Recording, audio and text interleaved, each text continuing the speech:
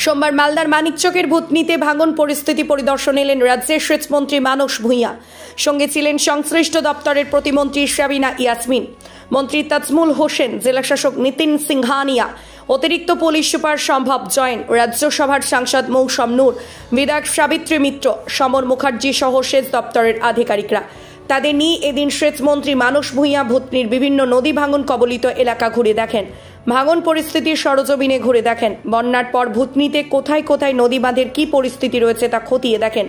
মালদা থেকে শানু ইসলামের report, news আড্ডা 20।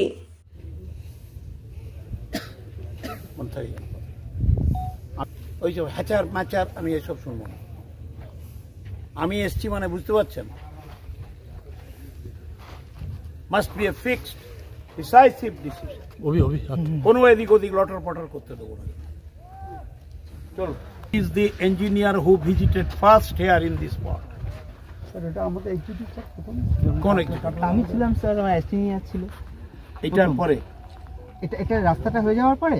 হ্যাঁ স্যার, আমরা নিজে আমি ওই যখন ভেঙে কেটে দেয় স্যার, যে ভোরবেলা কাটা হয় স্যার, তার পরের দিন আমরা আসতে পেরেছিলাম স্যার এই পয়েন্টে। তখন স্যার ওটা মাত্র 6 মিটার ছিল। তখন তো হেভি স্রোত। হ্যাঁ, 77 years gone. Any proposed scheme to deal with the problem of the Bhutni হয়েছিল কোনো? আপনি চিফ ইঞ্জিনিয়ার জানেন না? তাহলে কি করে হবে? Administration any research work on behalf of the district administration of Malda.